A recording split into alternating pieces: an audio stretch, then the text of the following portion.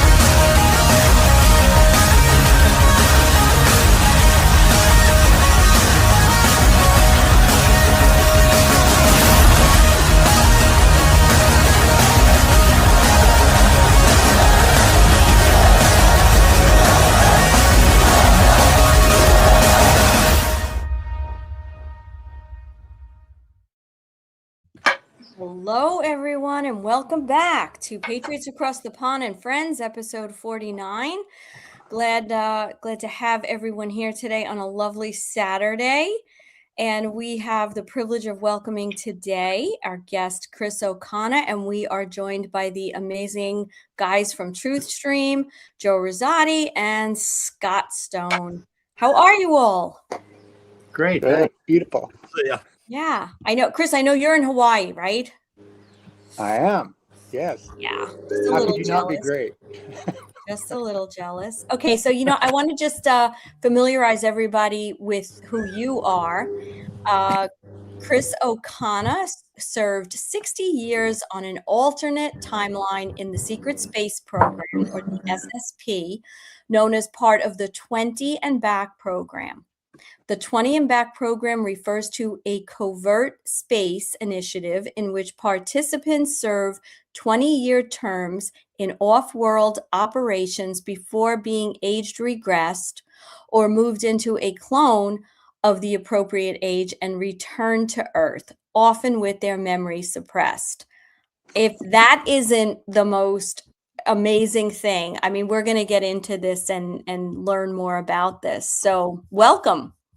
Welcome, Chris. Yeah, thank you, guys. It's an honor to be here. Pleasure, and let's have a good time. Yes. Yeah.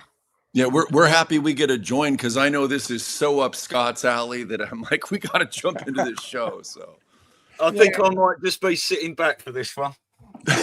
Yeah. I want to just let everyone know too, we have the upcoming Awakening Summit here on Long Island in Lynbrook, New York on April 25th and 26th. That's a weekend. And everyone that's on this panel today is going to be in New York as part of this event. So Chris O'Connor is going to be there as a speaker, and Joe and Scott are going to be there. And of course, myself and Stu are the masters of ceremony. And just want to remind everyone, our VIP tickets are sold out. And we still have general admission, and you could get all the information and buy tickets at theawakeningsummit.org. And with that, I just want to turn it over to you, Chris, and listen to your story. Okay. And just FYI, I have no problem with interruptions and questions because it stimulates me to say other things too. So just be aware. It's all good. The story is long, but we'll try to make it as brief as I can, so that we can get into questions from viewers. So, I was born in 1968 in Glendale, California, and in 1970, I was taken by what you referred to as the SSP, the Secret Space Program. Which is something we have colloquially called it because nobody can really quite remember what there are a number of programs, but for the most part, if you say SSP, it covers everything. But what they did was they took me at the age of 2 and they age advanced me. Can I stop you with one question Of before? course. So you're 2 years old and they take you. What does that look like? They knew your parents. How does that, like, if someone came to my house, I have a 2-year-old, I'm going to shoot them. Do not taking my kids. So how did that work? How did that happen? Well, you'd never know they were there, and you'd never know your child was gone. What happens is basically they're operating from either a base somewhere on Earth or from a ship in orbit. And so they have these machines that, we see in these sci-fi movies. We think that everything is so impossible. Oh, we're not there yet. Well, we are there. And they're just keeping it hidden from us. The fact that they can transport through wormhole portals that are created.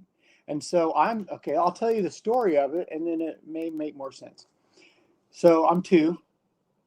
I'm in there's a living room in the Southern California area that my parents are watching The Outer Limits. If you remember that show, the black and white old show. Fabulous show. It's just so cheesy. But and I'm in a room adjoining the living room, so the door's open and I can see where they are, and that's why they did that, so they could see me, right?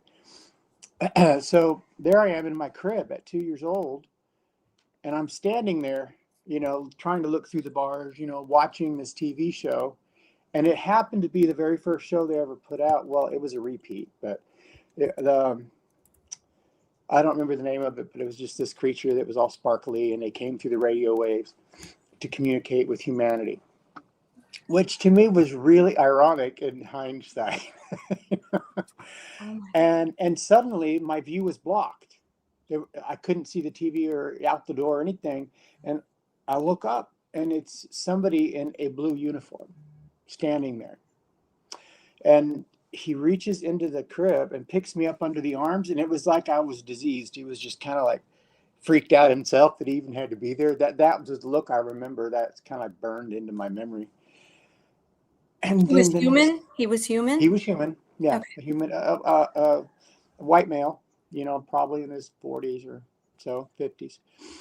And he's like holding me out, and then he kind of like begins to turn and then walk away. And suddenly we're not in my house anymore. We're walking down, I guess you would say, like a long vacant hallway with doors and stuff.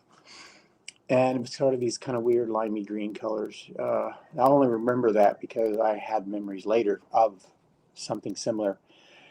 And then he walks in, and he kind of like comes in this door that he could kind of push open with his body, and he hands me to a technician, because this is a lab he's brought me to.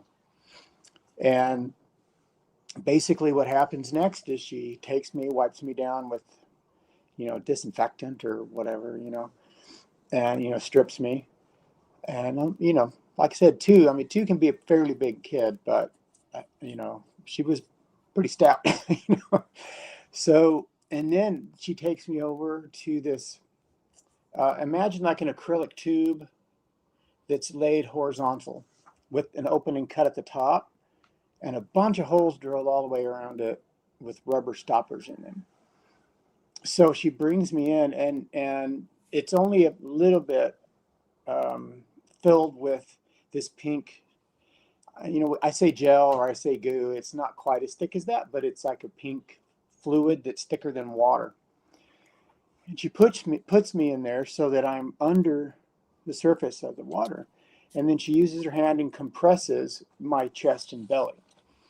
Well, that pushes out all the air, that pushes out whatever is going to come out.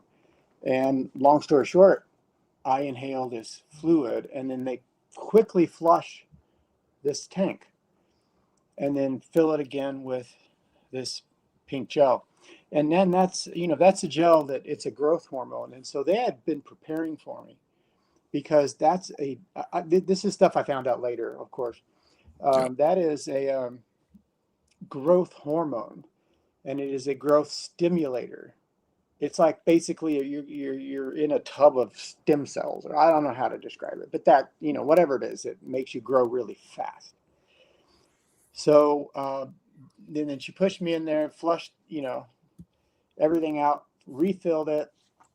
And then the next step was to those little holes all the way around this tube. They're technically called bung holes, where you can, it's like your rubber stopper, and then you could push something into like a barrel or like a wine barrel or something. And then they did that. They had all these long needles, and then they put them in my whole body. And the reason for doing that, they had to get that same pink fluid internally so that all of my organs would grow at the same rate. And so you can imagine the torture, Well, I've Say again. I've got visions now. I'm just seeing Neo in the Matrix when he comes out of the pods and he's got all that fluid around him and stuff. And it's just what I'm thinking of at the moment. That's what I love about movies is they're giving us truths. We're just not sure which part of that is real. So let me give you a really good example. What you just said, absolutely those sort of things, but they're acrylic tubes. And then you can combine that with Avatar when they're in those big tubes, the very first movie, and mix that in with Wolverine, because they make all of his bones, that metal, not titanium, but whatever, whatever it's called. And so if you mix those three together, that's kind of what I experienced. Wow, yeah. As a 2-year-old. So they then they grow the body, and they grew my body to be about mid-20s, ish. And then I was big enough for service. But the thing I need to say before I go too much further is that I agreed to do this before I was born, because I had goals that I wanted to do to be here on Earth and help people and help with disclosure and help with the transition of humanity. So you remember making that deal? I do now. I didn't then. Oh my gosh. But yeah, I remember that. It's in my book. I wrote all that there. But yeah, I made an agreement. We met, me and my soul family and I met with on a ship that's run by the United States that hovers around constantly around the planet. It's huge. It's huge. It's like the size of Manhattan. And so we met with them there and made a plan. And the plan was, that's why it wasn't random that they just, well, there's a 2-year-old kid in the crib, let's go pick that little guy up.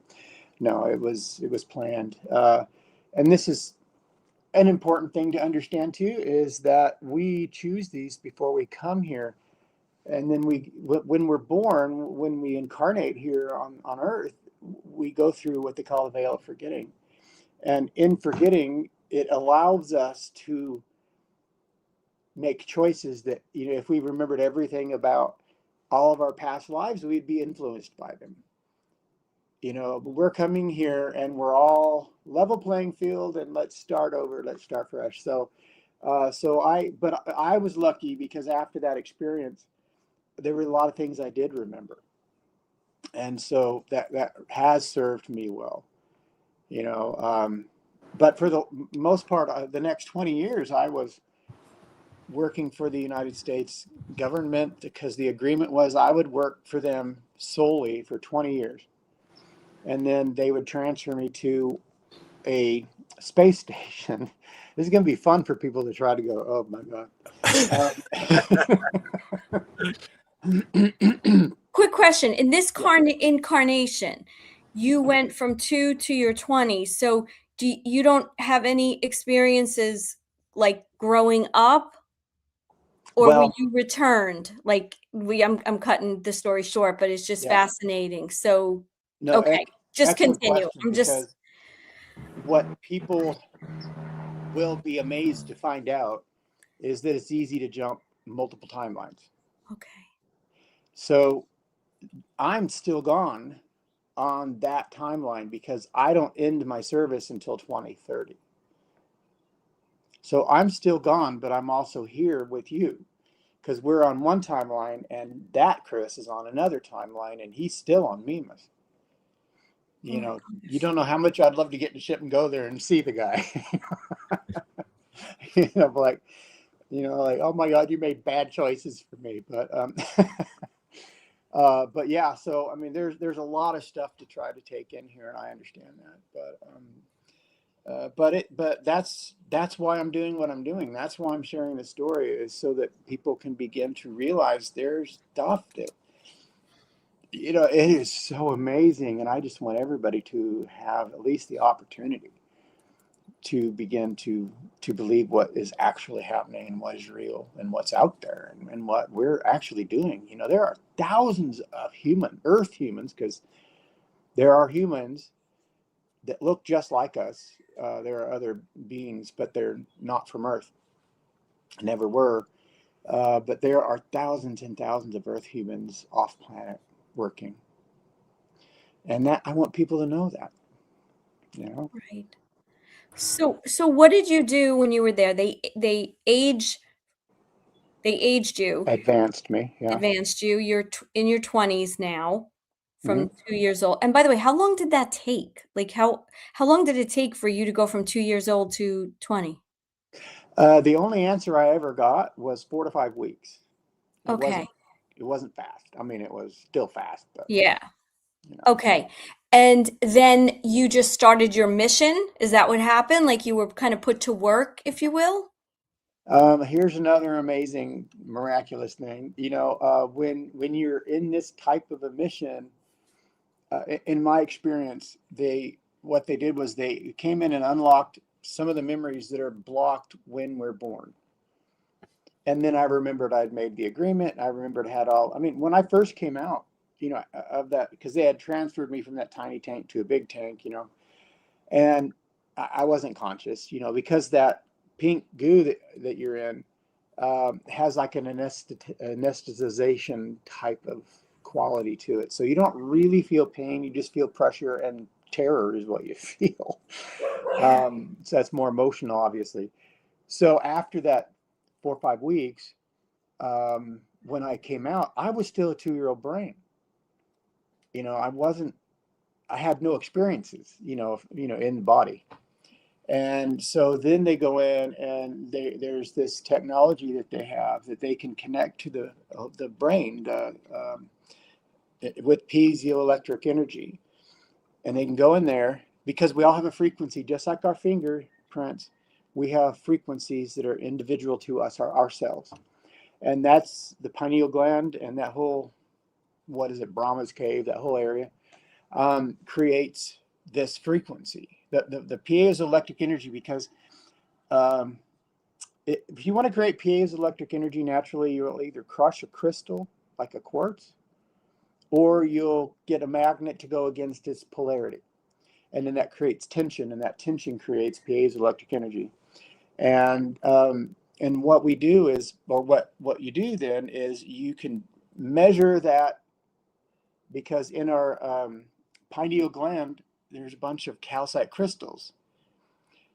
And those are natural, and you want those. You don't want to get rid of those. You want to get rid of some of the other stuff that they add in. But for the most part, those calcite crystals are under hydraulic pressure from your CSF fluid, you know, your spinal fluid.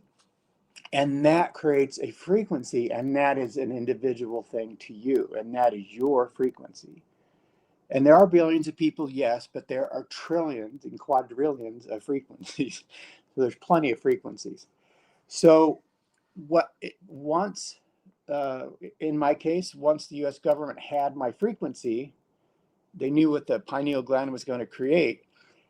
Then they can go in there, and they can lock it, unlock it, and they can actually remove it from your body if they wanted to, and transfer you to a clone, which they had to do for me, because I was killed at one point. So there's a lot of technology that is like everyday technology for other races that traded this information with the United States, and that's what they're using. And so that's what makes any and all of this possible.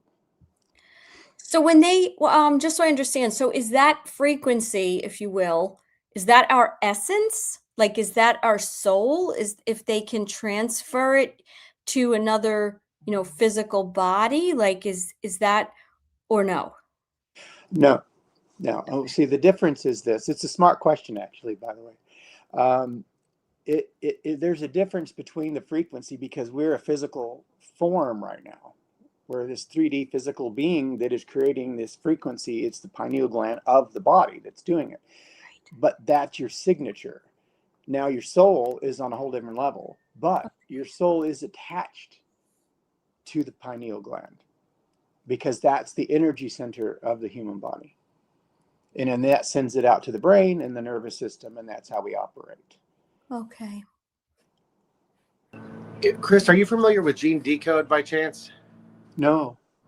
We've had him on the show quite a few times. He had a near-death experience, or a death experience that he survived. And he came out of it with every memory of every lifetime he'd ever lived. I believe on every timeline. And, I've been solving a lot of, or exploring a lot of the memories that I have from, that don't necessarily comport. And I think some of them are from different timelines, and sometimes they appear to conflict, but I think that can happen, right? Yes. That's what deja vu is. Yeah. Deja vu is, because, time is a wave, has its peaks and valleys, and multiple timelines tend to run somewhat simultaneously. Sometimes a valley of one wave and a peak of another wave of both two separate timelines will cross over. And so you have them like mixing for a moment. And that's what deja vu is. You're on two timelines at once. There was a question in the chat. I think this would be great. How can you function on two different timelines? I don't get that. So if you could help clarify that, that might be helpful, I think. We're two separate people. That Chris, still gone. At the end, in 2030, that Chris will be returned to 1970 as a 2-year-old in a 2-year-old clone. And then I would live that out in this body and this life, physical life. But when you understand how timelines work, even a little, it's like, you got like, okay, that kind of makes sense, but I don't get it, I'm even still there. Are you kidding? There's just too much.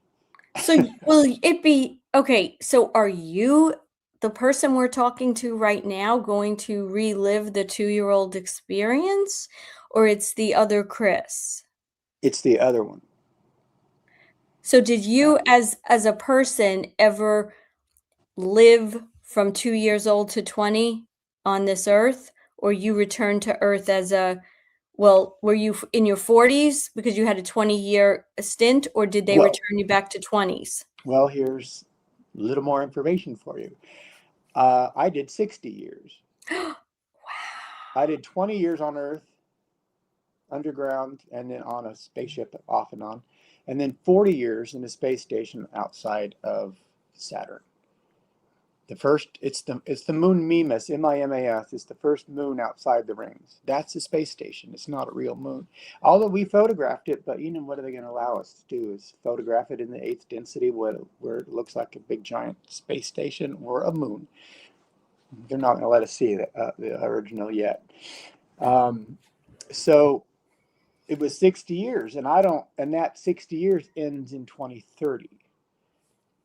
And then I'm returned to 1970 and returned to this timeline, but in a clone body, because that other body, lived out.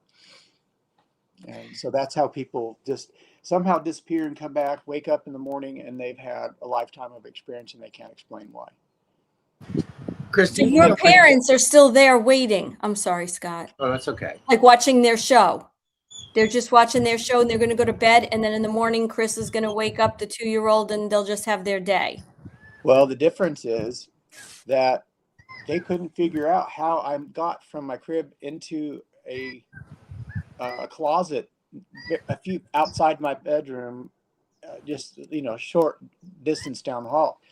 And they had been looking for me, and I'm just in there, sitting there, hearing them yell. But that's the only difference is I was not returned to the crib. I was returned to the closet down the hall. Wow. So they Scott. just thought it was a weird, anomalous thing, and they didn't question it. Yeah, sometimes, Chris, I'll encounter people that they know me or a version of me that I've kind of connected with. And I've gotten the impression that, with this awakening and everything that's happening, I think we're entering a very unique time in human history. This has never really happened before. I mean, No. The experiences we're living now have happened before, which gets really confusing. But that all of those aspects of ourselves will coalesce consciously into ourselves. Like I seem to be able to relate to and get to know on many different levels that other aspect of me that's out there, whether it's in the astral or whatever. It appears to be doing a lot more work than I'm doing.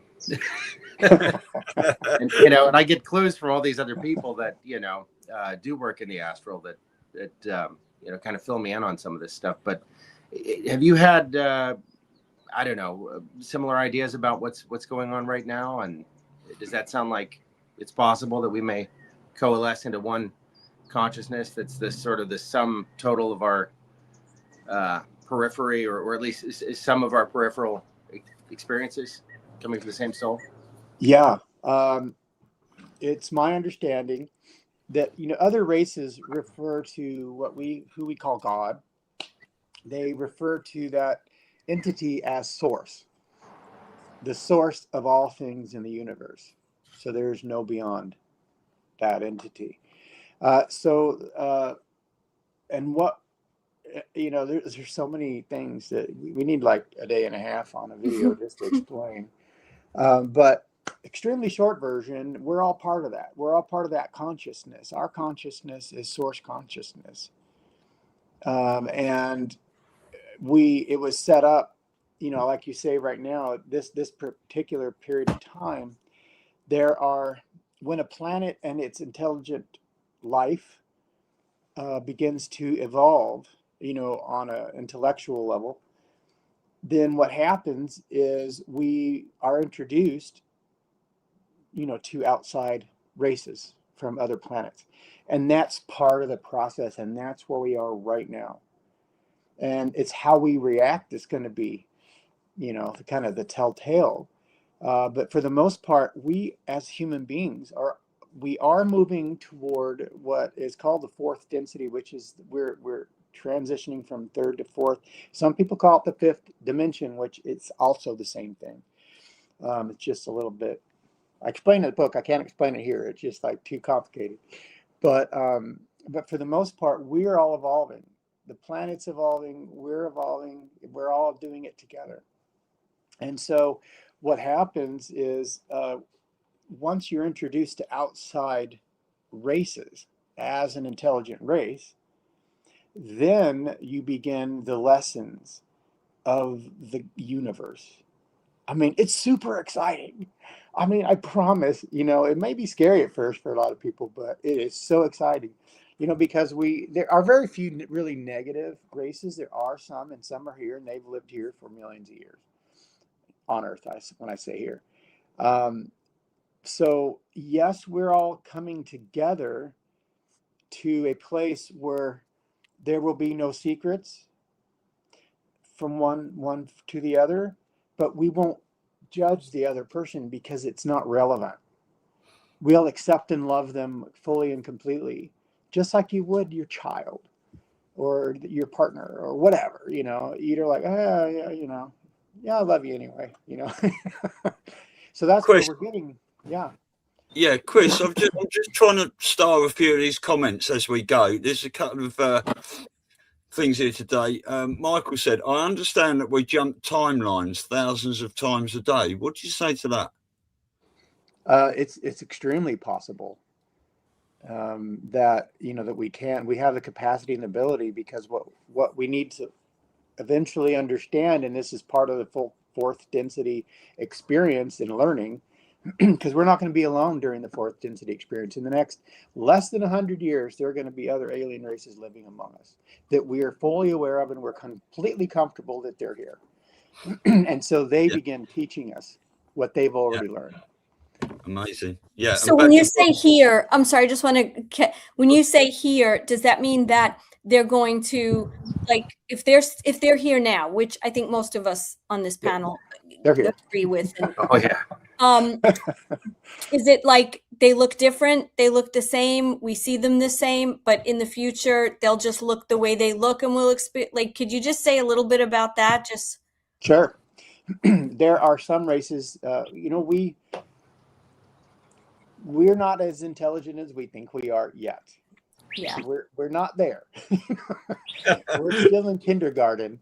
Then that's okay. It's part of the process, right? So they come in, they have telepathic and psychic abilities that they can tell our brain they're not there, or they can project an image that we see them. that we see them as. I see. And then that's how they get, you know, through. And then some of them are just very simply, they choose to enter the Earth's incarnation cycle and they live as humans. But then the challenge for them is they got to remember who they are. Right. Otherwise they get stuck in the incarnation cycle until they remember. Could be many lifetimes. Got it. Yep. Okay. And as I understand it from actually from a personal experience, but there was I was told that it's very uncomfortable for, you know, someone in a higher density or dimension to step down into this dimension to be fully present. There's a tremendous amount of discomfort, and it's generally a temporary experience for those folks. Yes, that is exactly true. You just imagine, because you know, when we say vibration frequency, that, you know, we increase our vibe, but, you know, what we're really saying is that we are letting go of the physical. We are letting go of the emotional. We're letting go of the trauma and the doubt and the distraction. And then as we do that, we begin to lose the physical form. It's more of a requirement. You know, we choose and we let go of the physical form, and we become more light, closer to the vibration and frequency of God, of Source. And then that is a brilliant, bright, hot light that, you know, you and I would be incinerated immediately if we were anywhere near God. But that's the process. So it's extremely hard to dim that light and then come into a much lower. That's what, you know, that's what Jesus did.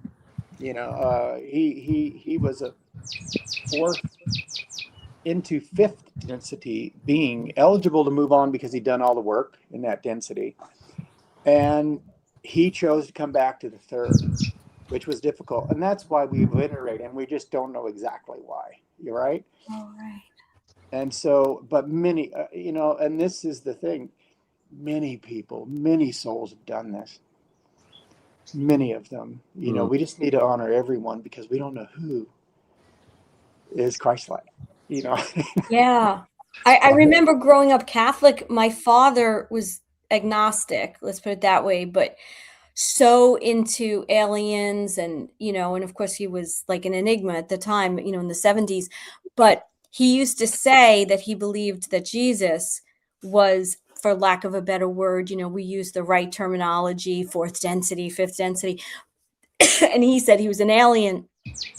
That did not go over big in the family, but it was a great foundation in the back of my mind, you know, as I was forming, like, to kind of open my mind. So like now I think as I've awakened more, it's like, wow, this guy must have been really frustrated, you know, back in the 70s with these ideas and thoughts around, you know, what we're now calling normies, which is a nice way of saying it, but, you know, people who haven't awakened as much. Credit and kudos and love to that man for living that. Yeah. I mean, because he's right. Yeah. Well, I've got a question for you, and this is kind of a hotly debated thing, but Dolores Cannon talked about background people.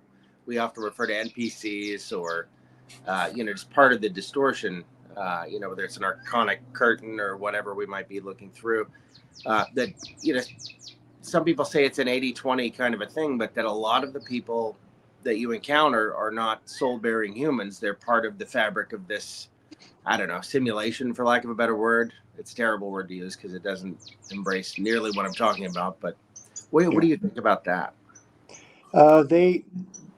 they're a real thing. They exist. I would not say that it's, you know, nearly that number. I'm familiar with a lot of Dolores's talks. The difference is that there are humans that were, for lack of a better term, born on Earth, meaning that their soul began its journey on Earth, and that the soul came into existence, and then, you know, we were lower life forms, and a lot of people hate to hear this, but we began as a single cell entity for experience, and then you build that, and you work your way up the you know, from a single cell to multi-cell, and then you're some intelligent animal, then you become a human. I mean, you know, a very pedantic description, but that's basically what happens. And it's not a horrible thing at all. And yeah, it's like God set it into place, because that's how we grow and evolve and learn. And then so that's the process right now. Now, some people, and I do know this, that there is are extremely rare souls that do not have an occupant, you know, or bodies, people born that doesn't have an occupant. That may be a friend, it may not be a friend, you know, somebody we would, you know, want to work with, or somebody we wouldn't, but they don't tend to live a long time. Those bodies tend to die off early in their existence. So Yeah. it's just random, honestly. I've got a couple of questions here. I'm just trying to keep up to date. Chris, were you a super soldier? And going along those lines, oh no, that's a different one actually. I'll ask you another one in a minute. So when you were away, were you doing sort of super soldier stuff? I was the one the super soldier was protecting, you know, like escorting. I don't have the memory of the title, and I don't really love it anyway. It would be ambassadorial work. That's what I did. I met with alien races and negotiated on behalf of Earth and humanity. And sometimes that was a really bad scenario, and sometimes it was really beautiful and wonderful, and choices are made to assist Earth or not assist Earth, and do this and not do that. And that was my job. I mean, I literally sat down across board tables, and then in huge conference rooms full of thousands of alien races, just like these TV shows that are showing us the truth.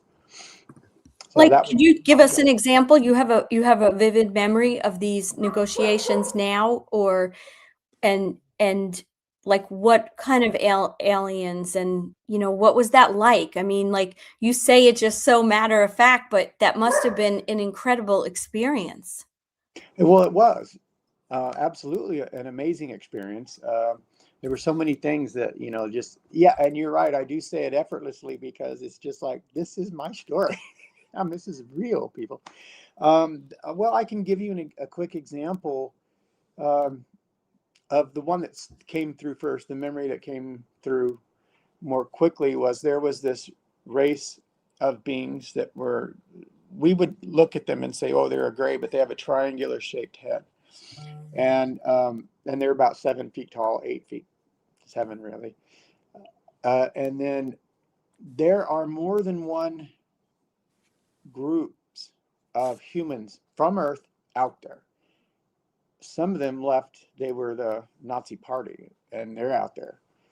And they don't do the nicest things. They're more controlling, and then, you know, if they don't get what they want, they get angry. And so what happened was, they went to this one particular race of beings and they had, I think it was some crystals or some sort of metals that they wanted to trade from. It was either a planet or an asteroid. I don't remember which one. I can just see the picture of it in my brain, but I don't remember what it is.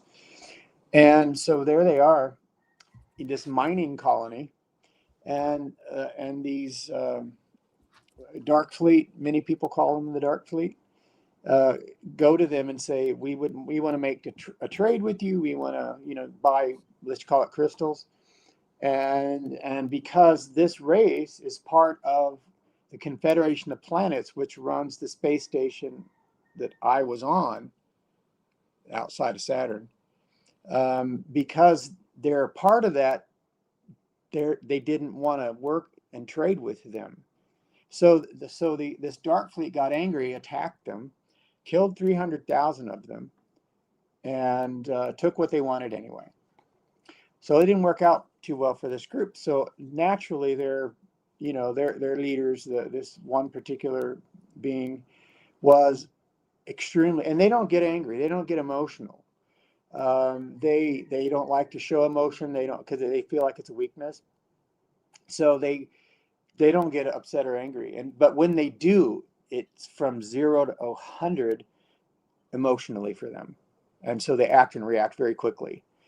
And so we met with them. We're sitting across, me and 2 other men. We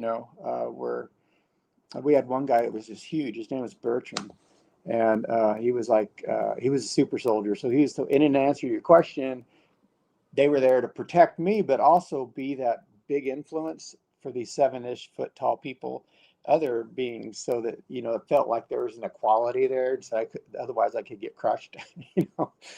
And so there we are in talks, and apparently I wasn't saying what they wanted to hear. This being, swipes across the chest or does some movement over his chest, and this beam of green blue kind of light comes out of his chest and hits me in the shoulder right here and knocks me backwards and kills me. And it was obviously not a good thing. So I get dragged out, and then I get placed into a clone, because they keep copies in case there's events like this. Instead of you just dying, they can move you from the body that was just killed. They'll have like 2 hours, and then they can move you into a copy. And then because we're on the space station, there's another station there. We traveled there, or our ship was there. They always bring those. I don't like clones. I like copies better, because they're exact copies, and they're not fake. They're 100% biological. So they moved me into one of those, and again I was 25 again. That was kind of nice. I kind of wish I could do that again, but so anyway, so there we are. And then what happened, I found out later, is that this entity that shot me felt so bad that he lost his emotion, he lost his temper, because they were going to send ships to Earth and exact a balance, because we're responsible, whether it's the Dark Fleet or us there at the space station. We're all Earth humans, and we're all, as a race, held responsible for each other's choices and their actions. And that's why I tell people, don't bifurcate from people. You learn to accept, even if they're like, you think they're nuts, accept and love them for who they are, because they're a part of God and they're a part of Source, and we're all the same in that level.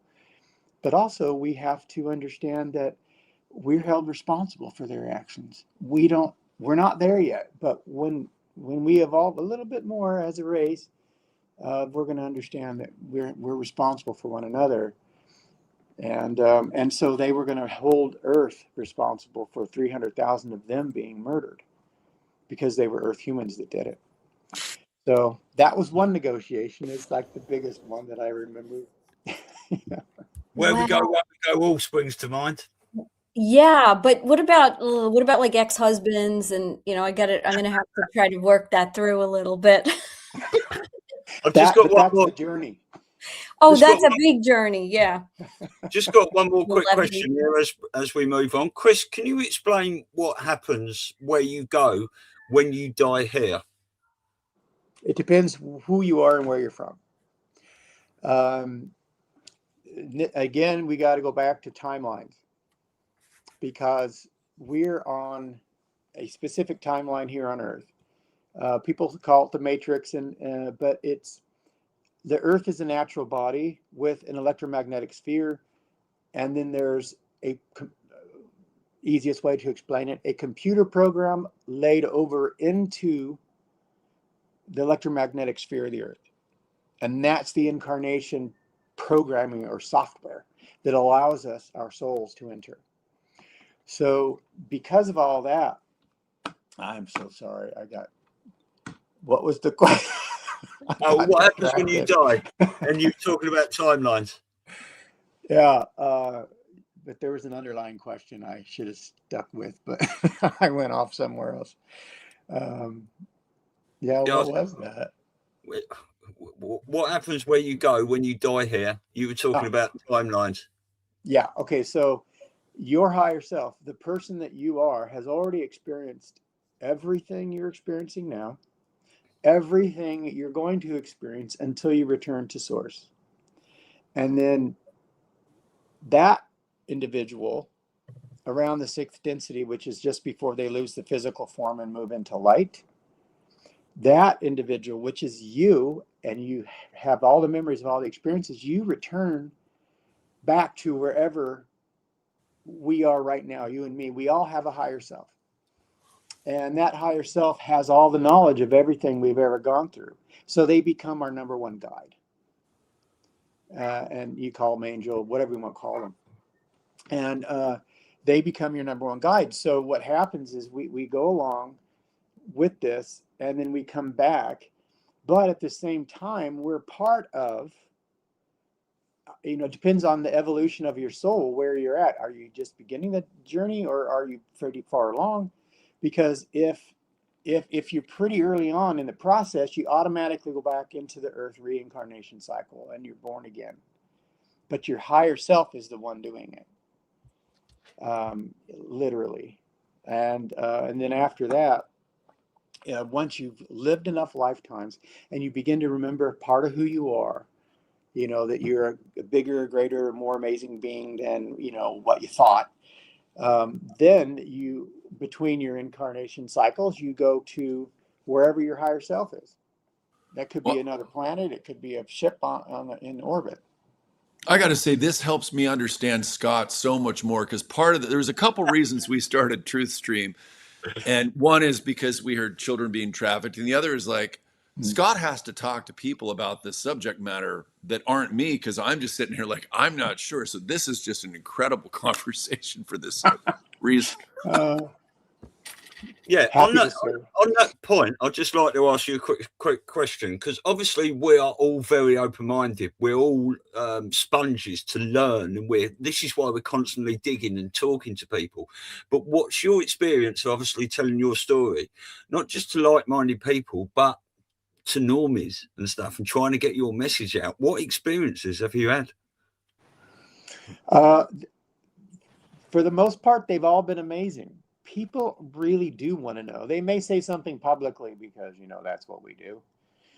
But in their heart, I've had, you don't know how many texts and emails from people that are shifting their understanding. And I'm like, that's my only goal. You don't have to take anything I say as truth. I'm going to get on with my day either way, but for the most part, what I want, you don't have to believe anything I say, but the fact is you heard it.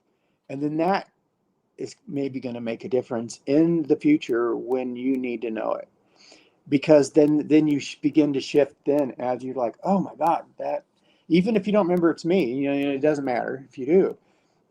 Somebody said this and now it makes sense. That's the exact difference between red pilling and planting the seed. I suppose, yeah. Yeah.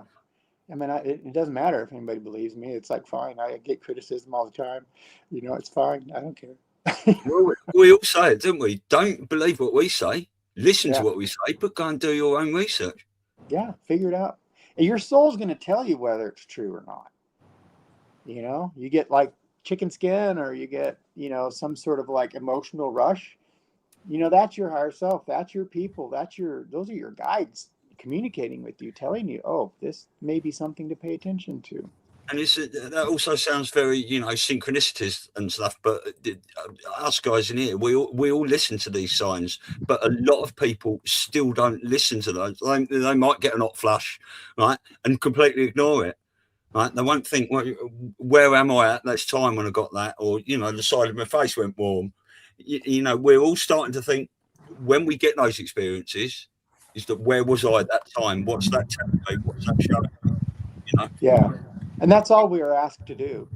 It's just you don't agree, put it on a shelf, wait until someday, if it makes sense, it'll come back to you. So I have a question. It kind of, we've all experienced this, and it's more because of the experience you had, and, you know, having like this, I would say more of a bird's eye view about the process and how this all kind of falls into play with the universe, etc.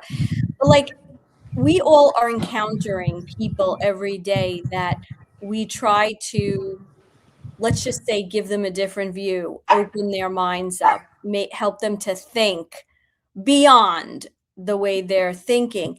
And these people that get so angry and indignant about it, is that just, if our souls, we're all God's creatures, source, you know, source created us, and we all have that ability, is that because they're not as far along on their soul journey, or is that a product of fear? Like, I try to understand that sometimes, because you kind of want to just go off on the person, you know, Right. and it's very frustrating because you're trying to tell them things, and albeit maybe some of us are strong in the way we present our beliefs because we've really like dug in and researched stuff. But Yeah. what is that a product of? I would say for the most part, because we're not all from Earth. You know, a lot of people have come in as other beings that are living the human experience to be of assistance. Okay. And then there are others that come in as other beings that, you know, may have a different perspective and come in, and then that's a conflict between people. I mean, literally, humanity started off as 13 tribes that were completely different from completely different planets. And then we were all thrown here together to find out how to figure it out. So that's still here. So what there are groups of people, I'm like, how are you figuring this out? It just is so wrong, but it's wrong for me. Right. You know, That puts and a I big, just have to love and accept them, because they're probably in pain anyway. We all are. yeah. You That know, really just puts it remember. in a big perspective, right? Because it's where you're coming from. Yeah, because it's so frustrating sometimes. But the nastiness is what kind of can put us off, because Yeah. it's not just like, hey, listen, I don't agree. I see it. It's like very attacking. And maybe that does make sense what you're saying. If you're coming from a completely different species, Yeah. you're seeing it so different, or you're just not Yeah. receptive. I think that just helped me. I hope that helped other people, because it kind of lets you a little off the hook to say, okay, let it be, you know. Yeah.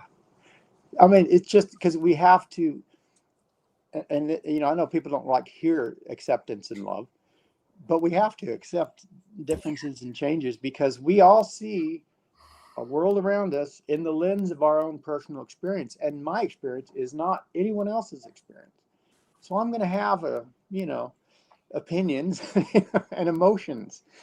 But usually I find that when people get really upset and angry and they can't communicate, there's two reasons. Number one, they're in pain and they're in confusion, and they have never been taught how to communicate. So they go to the emotion instead of the intellect. Yeah. And if we could just figure that part out, that would be great. Now, what happened with that being that did kill you? You said he felt bad. What was felt the terrible. upshot of that story? The upside is he still visits Evergreen once in a while. We became friends. Really? Yeah. Because I understood where he was coming from. And I'm like, yeah, it wasn't fun, but thank goodness I had a clone in the back, you know, that I got moved into. But also I understood, because he was grieving for 300,000 of his people. And I like, dude, I totally get it. Like, but let's not do it again. Yeah. Wow. That's a nice ending. Chris, Yeah. with That story. your remembering all of this and becoming more aware of it, have you ever felt like your consciousness was just transported somewhere else that felt more real than this for a moment, and then you were returned? Or have you had moments where you've been out of time? or experience time in a very different way? Yes. Okay. You want to elaborate? Especially in meditation. Yeah. Yeah. And there was this one time, my favorite way to meditate is on a treadmill, and people are like, what? I'm like, no, trust me, it's like excellent. Because you lock your body into emotion and you just leave. And so one particular time I was at the gym, I'm on the treadmill, and then I'm like, I could tell I was separating from my body in a different way than as usual. Instead of a meditative way, it was more of a like, oh my God, this is actually happening. Wow. And so there I am, and I could feel my body leaving, my soul, my whatever you want to call it, like going up through the body. And then when the knees of my soul body reached right around my head, I felt this huge hand above my head, like the palm of the hand slapped me here and knocked me back into my body.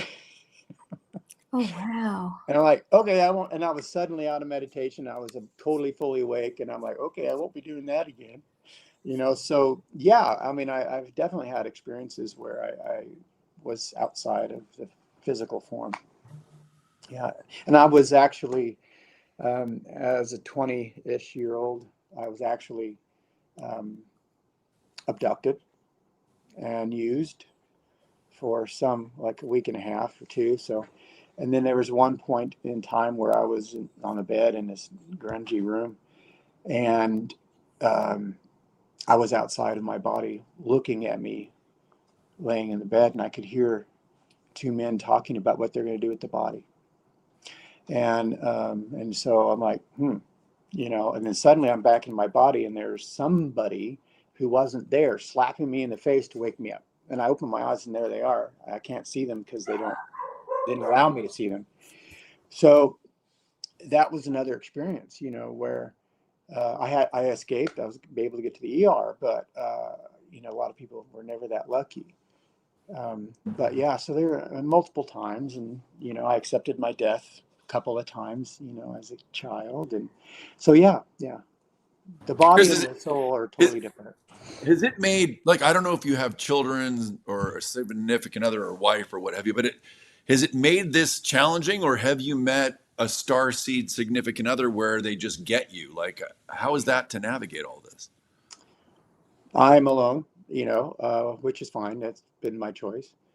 I did have children, but they were killed in a car accident some years ago. So, but I understand that, and I know why it happened, and it's a communication with them.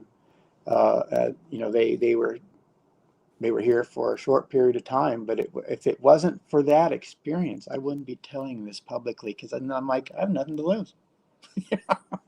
Wow. Thanks for sharing that. Yeah. That's the only reason I share the stories, because I feel like it honors them and it honors some other people in my life. But I've chosen to stay, myself, because I found that I was being so distracted that this story would never come out. And then my book and everything. And there's no way I would have written it. There's no way I would have publicly said the things I say, because I'm like, I wouldn't have put that on another person. I mean, I had a similar tragedy in my life over 30 years ago, and I believe it was that moment that put me on the path I'm on now. And I know exactly what you're saying there. Yeah, it changes the thinking, which is why it's important that we have to see every circumstance and moment that we're in as an opportunity, versus you being victimized, because we're not victimized. We may feel victimized, but that's our choice. Yeah, 100%. Well, I've got a couple of questions here that I'll just try and catch up on. Rebel life. So, is there sexual relationships going on between humans and ETs, or is it a faux pas?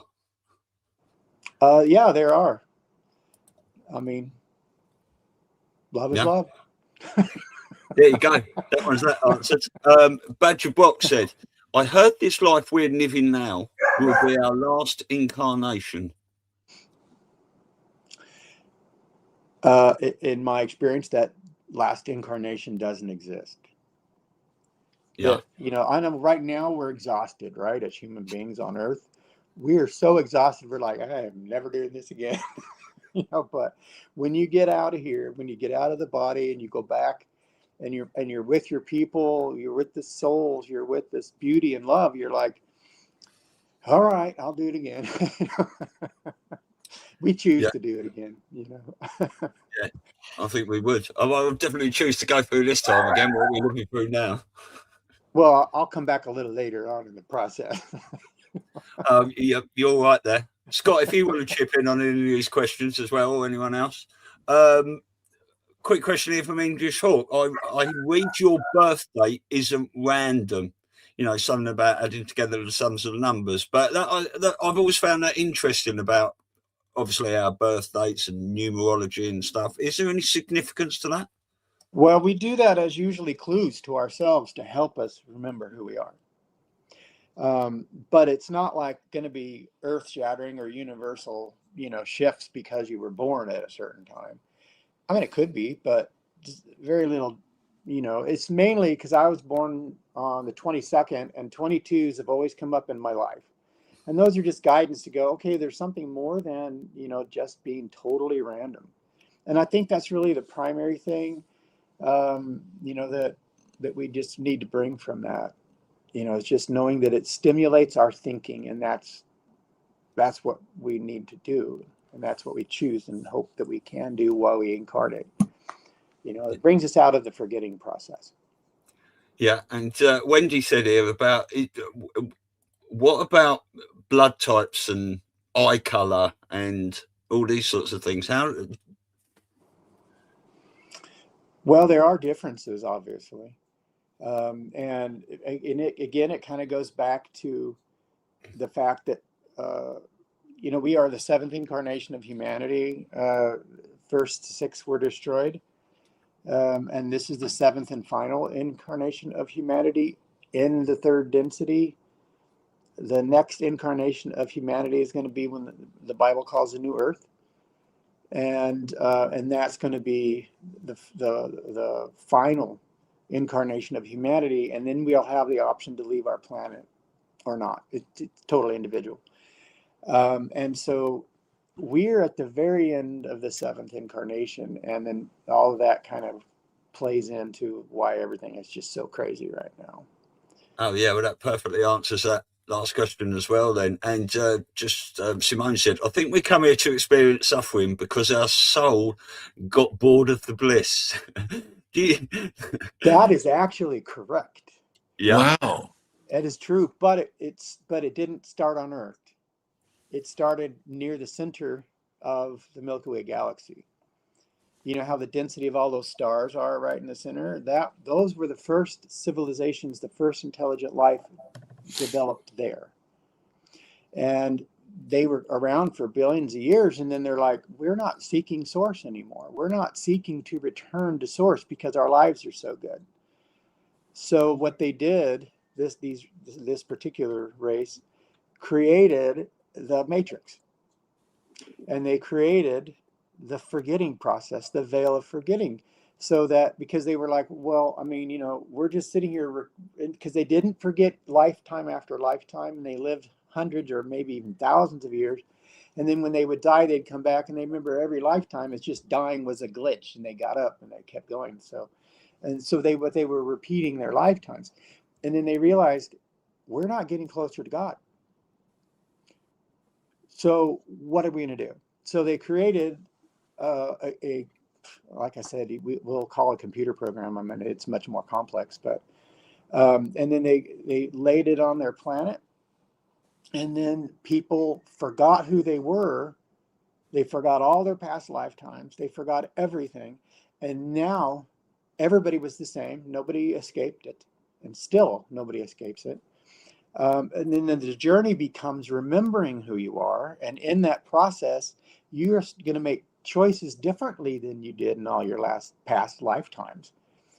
But then that also created conflict. And that created the two polarities of positive, what we call positive, negative. But it's just simply actions and reactions and interactions that make the polarity differences. So what it did was it created catalysts for change of us to stimulate our change in our own soul. So other people, like you were saying earlier, how frustrating, they don't get it, and what, their anger and the frustration is, that is meant to help you and me to like go, maybe there's something I need to look into. If I'm getting upset, then there's a reason, and so that's what that was meant for. So that comment was absolutely correct. It's just much more universal than just Earth.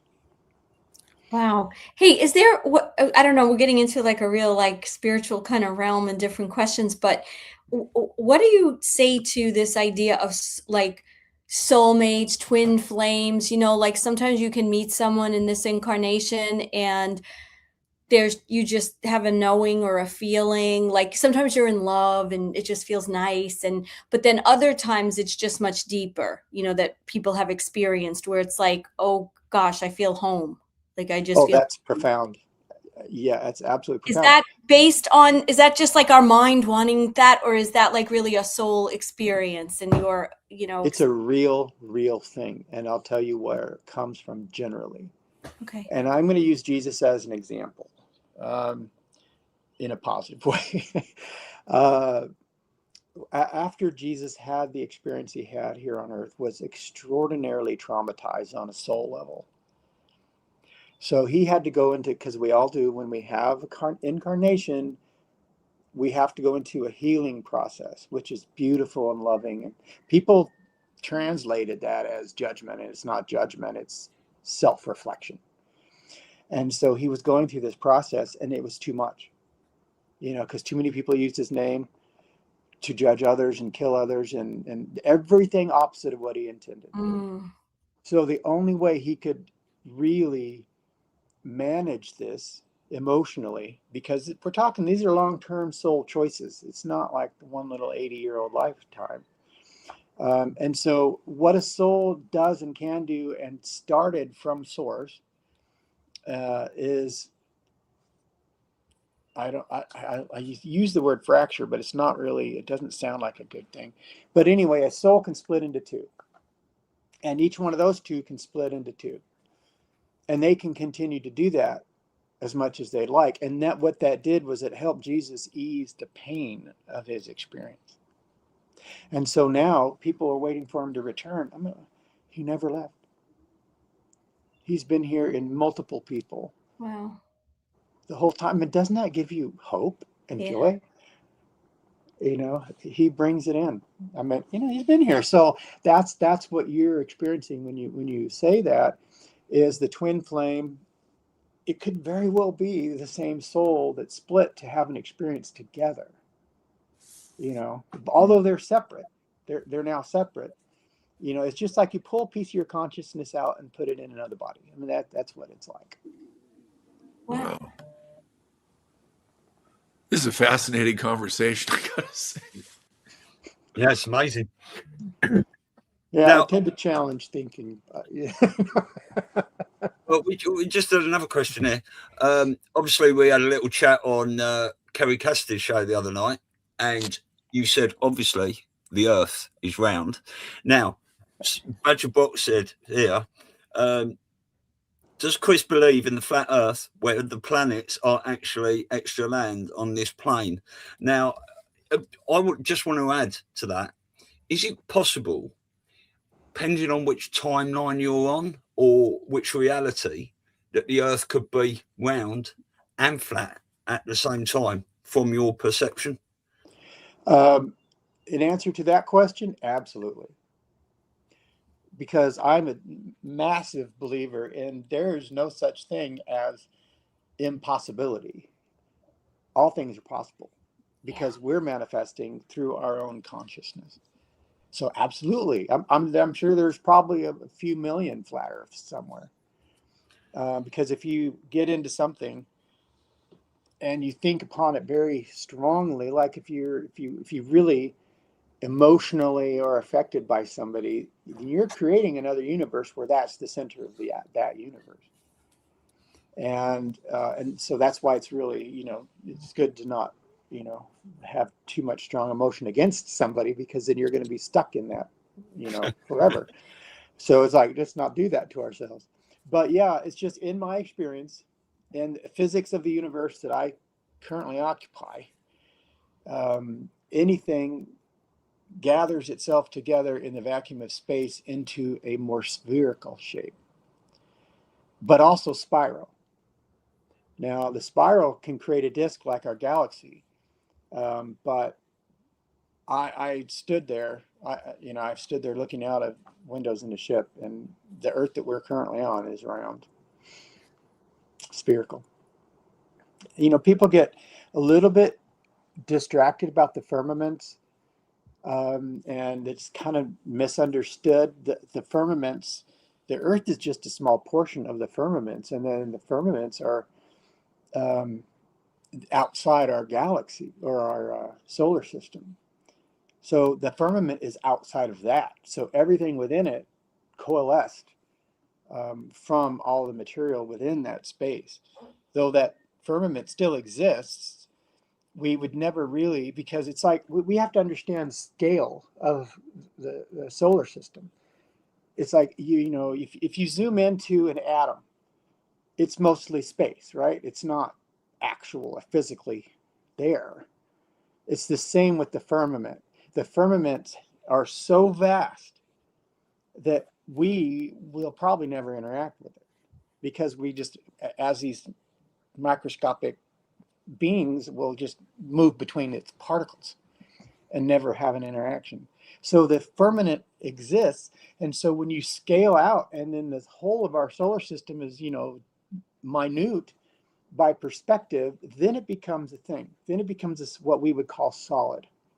So we're within this bubble. That part is correct. So. I think there was another question. Yeah, I've got a few questions here. Does anyone want to ask anything before I rattle these off? Yeah, actually, I was interested in English Hawk's question. Are pets and other animal souls collective or individual souls? Like, what's the deal with the animals? If your explanation that we start as one-celled, then the soul is there even at that microscopic level? So your cat is a future human being. Oh my gosh. That's why sometimes you're looking at them and you're like, oh, you're in there. I can see you. They're developing. And then what happens, say like your cat or your dog suddenly begins to show a different, like a love, like it's genuine love. Then you're like, oh, they're ready. After this lifetime, they're going to come back as a human being. It's so funny you say that. I've had a lot of pets, and I had a dog. I swear to you, she was human in a dog's body. Like, literally, the way she understood the things she did, and animals, right? I mean, listen, no matter the biggest humanitarian, I don't care when you see the suffering. Like, of course, we're talking about children, right? We put that aside for a second, but like, who watches the movie and like 40 million people are getting blown up, and you're like, oh my God, does the horse make it? Is the dog okay? Like, we just have this love and empathy for animals. I mean, most people, some people. Yeah, most people. But I'm saying there's that connection, right, to just other living creatures. I mean, that was my inspiration for wanting to be a vegetarian. And I don't judge anyone. I'm just saying that feeling that I had, I couldn't, it made it hard. Let's put it that way. Yeah. Well, that's an amazing thing to say. And the fact is, we have residual memory, whether we're consciously aware of it or not, of those experiences. And I remember being a little like baby antelope or something in the grass. I even did a painting of it, of my perspective. Wow. And then I think it was a tiger or something, came in, sniffed me out, and then grabbed me by the throat. And I remember looking up at it, and then I just faded out. So if we allow ourselves, there are a great many memories that reside within us and can come up at any point in time. It's just like we get, oh, you're nuts, you're crazy, it's what we're telling ourselves. Yeah. And then but if we can just say, maybe put it on a shelf. Maybe it'll come up later, and then another memory will come in, and they'll make sense together. Well, I think the beauty of shows like this is it's a community online, and then people can meet in person, whether they meet in the chat or at the event we're going to have in New York. And as that is supported, then we feel like that we're closer to understanding that this actually is our reality, rather than feeling like we're nuts. And they've done a really good job of allowing us to, helping us to think that we are nuts. And it's shows like this and episodes specifically like this that I think really help humanity. Like, we have no idea of the ripple effect of this conversation, but it's a beautiful one. I will say that. Yeah, it's amazing.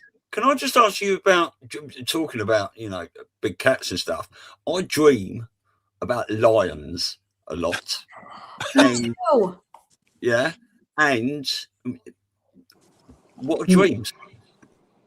What do dreams mean? What are they? Well, they could be a number of things. They could be old residual actual memories that are residing in the subconscious mind that are trying to break through to communicate with you, to just kind of like begin seeing things differently. And it could be a communication from other beings, because that we've all had, well, not all of us, but many of us have had a loved one that has passed away, and they've come to us in our dream, and we're like, they were there. They were right there. There's a difference, So it could be that, because, I would say, I'm just guessing, Stu, but I would say that those are your people. Well, and they're coming to you in dreams. I've heard other people what's his name? James off ROSATI. He talks about lion beings all the time. Really? Yeah. Yeah. Well, there are feline. There are what we would call animals that evolved. I mean, I've done paintings of some, and I can show you guys things, but that because they're billions of years old, they evolve slowly, and I know that's like a very tender subject, but it's still true. And there's no shame in it. It's like just part of the process. This is the way it's supposed to happen. So there are beings that started their experience billions of years ago, and they have different configurations because it worked for them, and they kept those configurations in the way they look.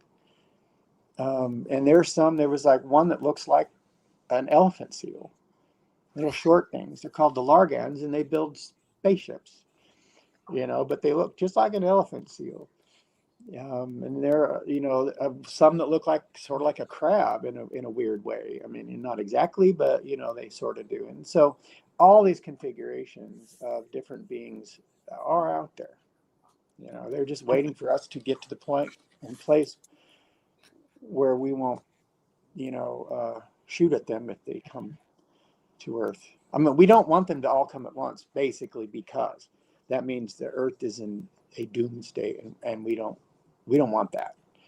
The Earth doesn't want it, and this Confederation of Planets does not want Earth to experience that. They're trying to be of assistance and then slowly bring us to the place where we can handle a visit.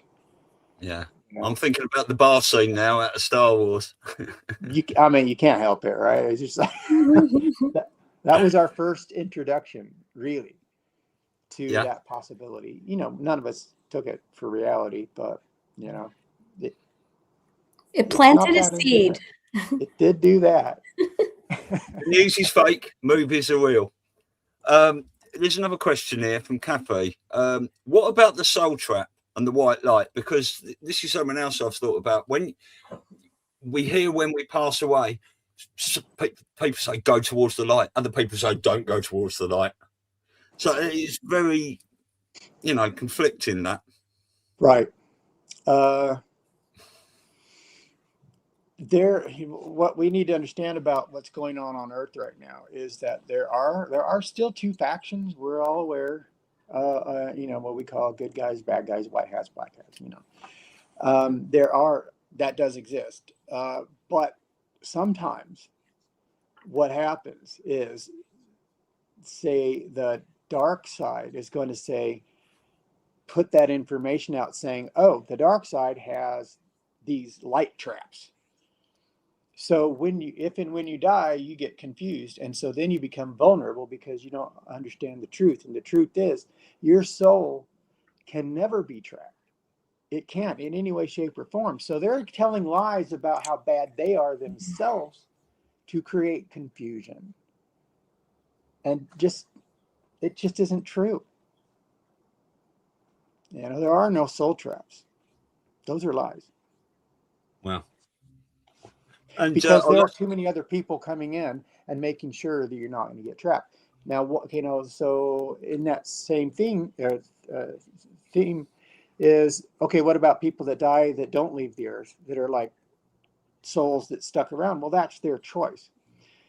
They've chosen to stay because they're attached to a person, thing, house, or people that they don't want to leave.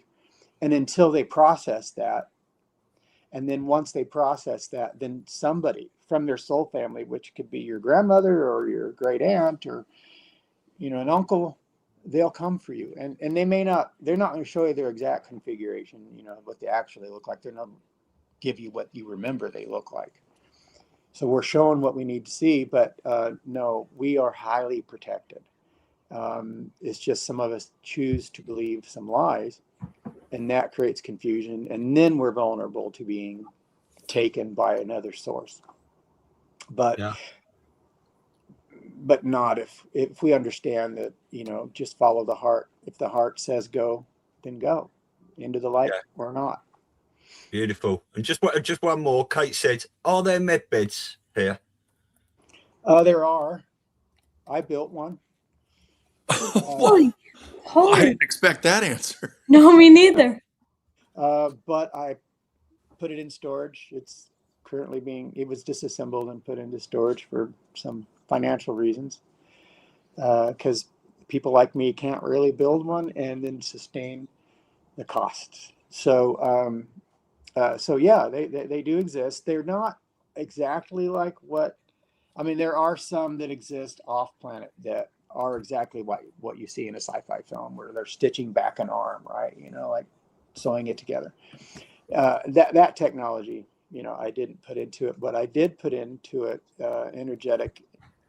I make this thing called a Deems device. It's about, pain relief and, tissue regeneration. So I put 12 of them on a bed and spun them at high velocity, and then added in some other crystalline light and some other stuff, that I worked with another gentleman, and we put this whole thing together, and quite a few people used it, and a lot of people are just no longer in pain anymore because their body. I literally was watching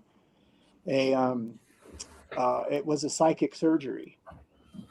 This woman had brain damage from an accident, and I was sitting there watching this. Anybody else in the room would not have seen the surgeons that were standing there, because there was 3 of them, and they were in long white gowns, and they had these long rods of light penetrating her brain and doing something. And she gets up and she's just like, what happened? I'm like, she said, I almost quit. She said, it was so painful. Oh, I said, yeah, but about how long of that time was there pain? She said 12 to 15 minutes. I said, oh, because I had checked with the timing while the bed was running, and at exactly 12 minutes, all 3 of these surgeons went and left. And then she said after that, it was so peaceful and comfortable. I said, yeah. And I told her the story. I said, I was watching these people do brain surgery on you. And I was blown away, but I did not expect that. And so, yeah, so it really worked. It's just, it is what it is. So if they're real, are they going to be, rolled out for humanity to heal itself, in the way to move away from the medical industrial complex and big pharma and all the ways we've been detached from healing ourselves and using natural things like frequency? They're absolutely going to be available, but here's the key. They're not going to just, some alien race or even the governments are not going to just deliver them. and then suddenly there they are available. What is required for the evolution of humanity, intellectually speaking? We have to create it. They'll be there and help us create it. Trust me, there were so many communications when building this bed. It was amazing. But so they would just simply tell me, what to do and how to create it, how to do this. So that's how we have to do it first. And then they'll come and share their actual technology with us. But it's it's a rite of passage for the entire race, is that we have to create it. Right. So don't sit back and be Don't like, sit back and wait. There's a movie, but we got to be active in being in that movie, if you will. We must be interactive. Absolutely. Wow. Because, it's just like if, you don't want your child just to be spoiled their whole life, right? It's like, no, Exactly. you got to do a little bit of work. You got to go do this. You got to figure it out for yourself, because there's no better way to learn than figuring it out for yourself. Right. I agree. Sorry, that's military-civilian alliance, and we the people getting off our asses and getting involved. Mm-hmm. I agree. Sorry, Joe. But Yep, that makes sense. Scott's got to have some other questions. Just come on. I have about 1 million, but I know we're at the 90-minute mark, and I could keep this going for hours just with my Scott, curiosity. I've caught up on the questions in the chat. Just fire away. Whatever you want to go for. Well, I think we need to do another show. Is what we need to do, Chris. Hopefully, you're open to doing that. I've had some similar experiences. I'd love to get your notes on. Maybe off the show, and then we can have a conversation about it. But this is all resonating. So, pretty amazing stuff. One question: when you were abducted, was that the Greys? No, it was either those memories are just, I'm a very visual person. And all of that was both the Navy and the Air Force, U.S. But I don't remember which individual was what. Those things I don't remember. I just know it was all about uniforms and all about visuals for me. And so that's how I've been able to recall it. Sure. But, yeah, amazing. Well, we shall certainly do another one. I've seen you smiling all the way through this, Scott. It's been, this is my wheelhouse. I love this stuff. Yeah, it's been brilliant to have you guys on for sure. Do you just want to talk about your Deems machine a little bit, Chris? Sure. Oh, yeah.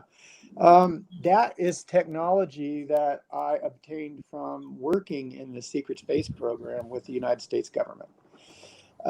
And it looks extremely simple, but it's a series, and it is really, because all high technology is very simple. Magnets, crystals. And this little machine creates a magnetic and piezoelectric energy.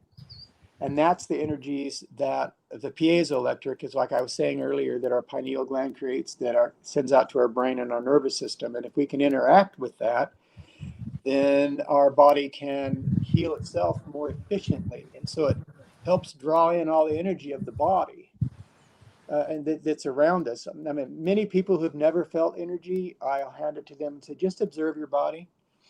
And always they say, I feel my feet tingling. I'm like, that's it. It's drawing in earth energy, ambient energy. And now your body, because we're not running around barefoot and grounding constantly. So this kind of takes the place of that. And then it allows the body to use the energy that it draws in to heal and do, like people say all the time, well, I hold on to it. And then suddenly energy is going to my knee. Well, that's where their injury is. So it's like I said, it's a combination of the Ankh, because this is pretty much what the Ankhs did in ancient Egypt, and the Baghdad battery, because they both did two different things, and I kind of put them together in this one thing. But it's from my experience. I remember using it. The ones that the U.S. government uses are the ones they used to transfer souls and consciousness and memories and unlock things. The ones I make don't do any of that. All they do is interact with the nervous system. And I do explain it more in the book I wrote. It's called Man of Mimas, so y'all can get it off of Amazon. I explain a lot more of this stuff in there. But yeah, I've been very fortunate. Yeah, that's cool. I've just put your site in the chat there, lightlovemedia.com. Are you going to be bringing some of your books to the to New York, Chris? Yeah, I kind of sale? thought, this is all new to me, and I'm like, I don't know how many to send, so I'll have some drop shipped over there and have them available. Yeah, that would be great. There's a sort of a picture of it. Oh wow! Okay. This is like a production test copy, so it's that's why it has a stripe across it. And then they miscut the thing, but that's basically what it looks like on Amazon. You can easily spot it. But yeah, that'll help keep me going, and that all that money goes right back into the company, and we're going to try to redo the medical beds again, and just we're on a journey. We're all on a journey of change right now. So yeah, we really are. Well, I've just got one more question. If you could go and visit your other self, what would you say? So, would you say don't come down here, for goodness sake? I'm like, you go back to Earth for the next few years. I'm staying here.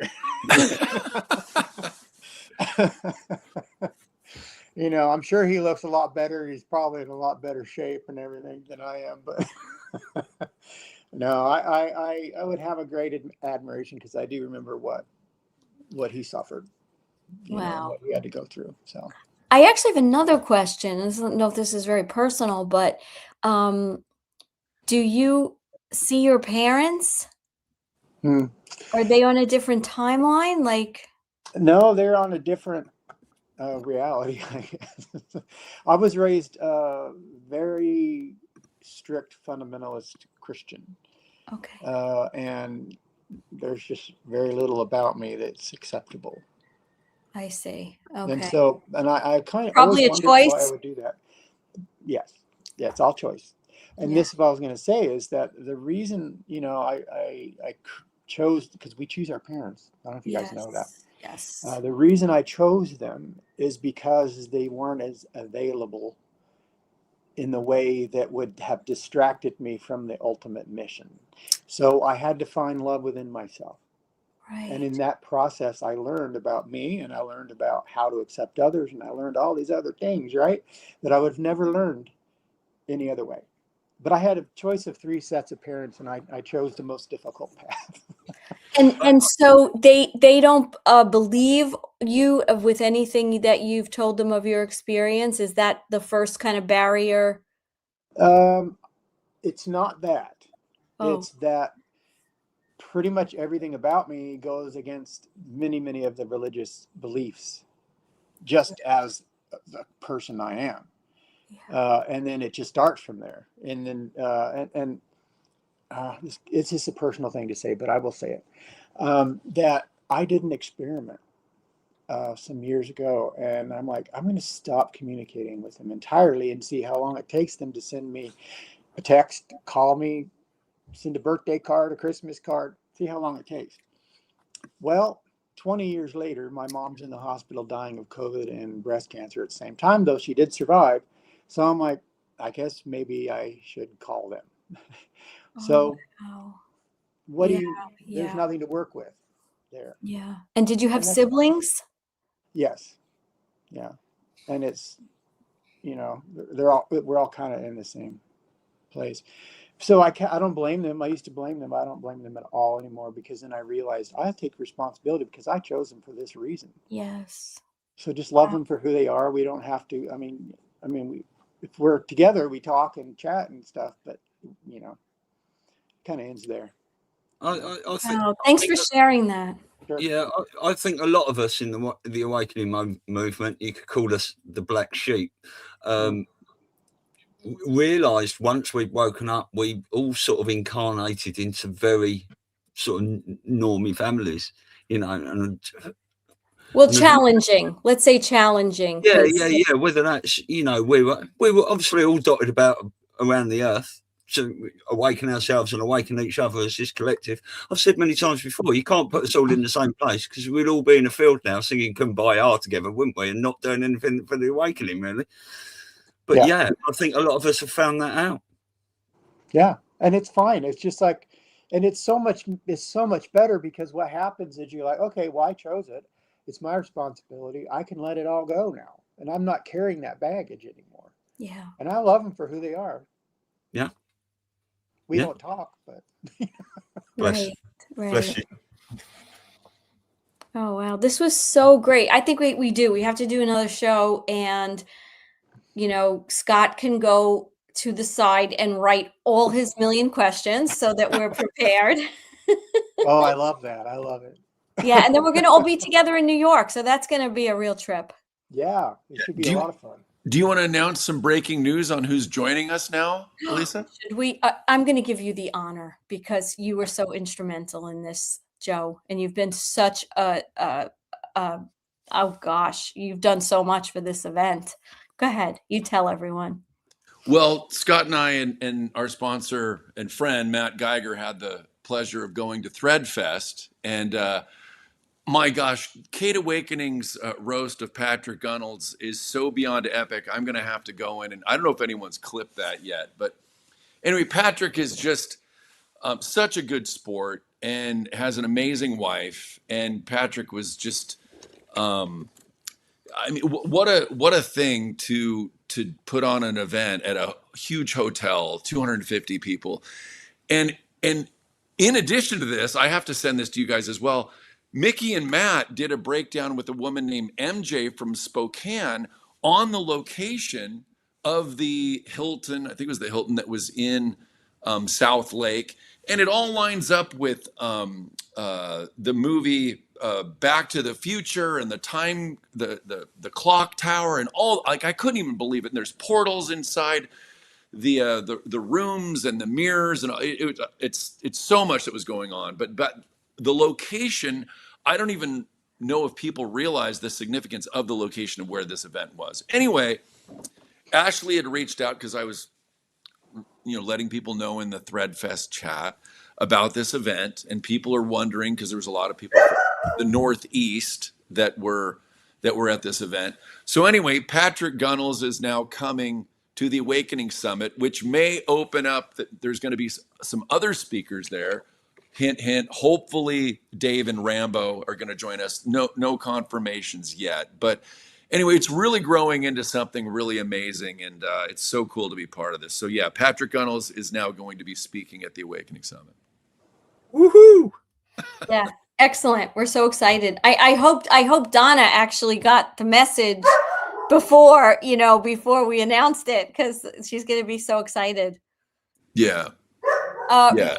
So Simone asked if we're going to be streaming. Yeah, we're working on that. We don't have any information yet on that. The answer is yes, and we'll keep you posted. Obviously, when we hook that all up, it'll be on Patriots Across the Pond. I'm sure Joe and Scott are going to stream it as well. So we're just not at that stage yet. We're just trying to get through the in-person ticket sales stage first. But believe me, we'll tell everybody. Awesome. Yeah. Actually, this is wonderful. Well, can't wait to get us all on again soon. If we can do it before we go, we shall do that. Certainly. If not, we'll all be sitting in the corner, haven't we? Who's rounded it? Who's talking? Brilliant. Thank you for joining us, guys. We love having you on. Thanks everyone in the chat. Yeah. Amazing. Chris, thank you so much.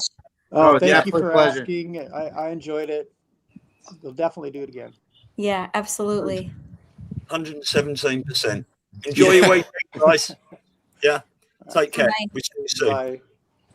Make sure you're watching Stu's News and Patriots Across the Pond for some of your awakening information. Amazing guests every week from Monday to Saturday. Visit patriotsacrossthepond.com and follow Stewie and Elisa today on Rumble for the live shows. And remember, where we go one, we go all.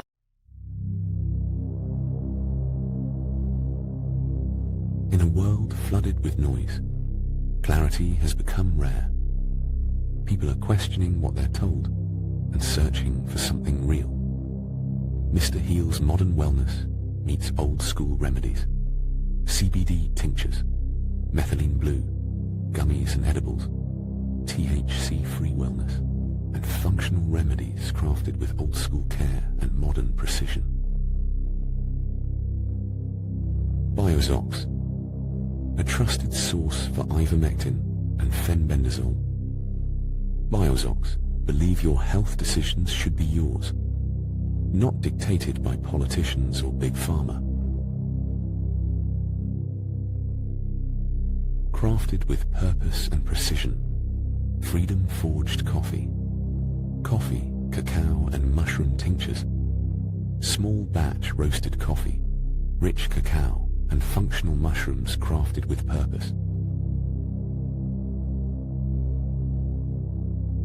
Verity Metals, redefining what precious metals investing should be. Why choose Verity Metals? We're not just another gold dealer. We're a trusted retirement partner. Our clients choose us because we lead with education, integrity, and transparency. Medical bills are the leading cause of bankruptcy in the United States, accounting for 66.5% of bankruptcies. We can all agree the healthcare system is broken. There is an alternative: impact health sharing, which Yahoo News is calling the disruptor in the $4.6 trillion healthcare system. For more information, visit patriotsacrossthepond.com.